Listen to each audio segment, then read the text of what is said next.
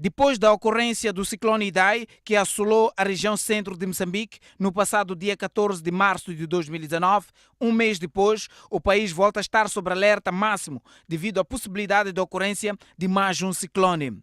Denominado por Kenneth, prevê-se que o ciclone afete a região norte, concretamente as províncias de Cabo Delgado, com maior intensidade nos distritos de Moeda e Palma, e Nampula, com particular destaque para os distritos de Nacala, Memba, Herat, Namapa, Ilha de Moçambique, Mussuril e Monapo. Ainda não se sabe ao certo a categoria do ciclone Kenneth, mas uma vez estando a intensificar-se, poderá atingir o nível 3 até quinta-feira, 25 de abril de 2019, cujos efeitos poderão começar a sentir-se a partir da noite de hoje até ao dia 28 do corrente mês. O ciclone Kenneth vai se caracterizar por chuvas fortes acima de 100 milímetros cúbicos em 24 horas, acompanhadas por trovoadas violentas e ventos de 80 a 130 km por hora.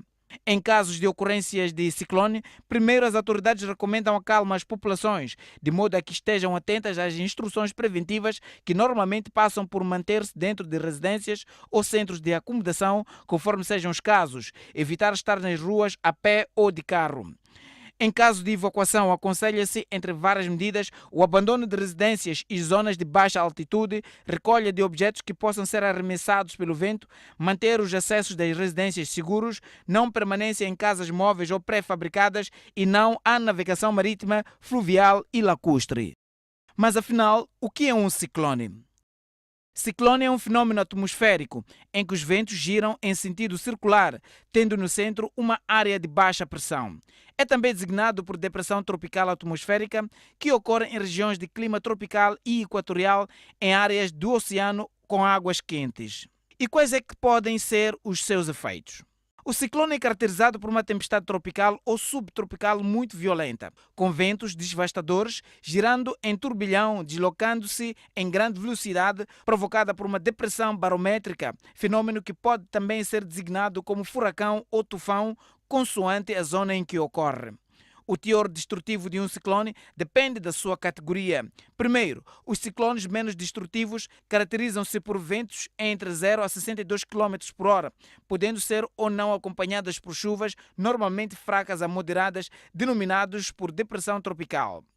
A seguir, vêm os ciclones com ventos entre 63 e 117 km por hora, designados por tempestade tropical.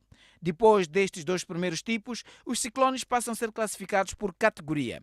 Assim sendo, os da categoria 1 são caracterizados por ventos entre 119 a 153 km por hora, com chuvas ainda assim menos destrutivos, ou seja, podendo manter as infraestruturas quase intactas. Na categoria 2, os ciclones começam a criar danos a infraestruturas, bens e seres humanos, caracterizando-se por ventos entre 154 a 177 km por hora, acompanhadas por chuvas fortes acima de 100 milímetros cúbicos em 24 horas. Entretanto, os mais destrutivos começam da categoria 3, como foi o caso do Idai, que afetou a região central moçambicana, tendo causado a morte de mais de 600 pessoas e destruição de várias infraestruturas públicas e privadas, cuja quantificação dos prejuízos ainda não foi formalmente apurada, estando ainda em avaliação.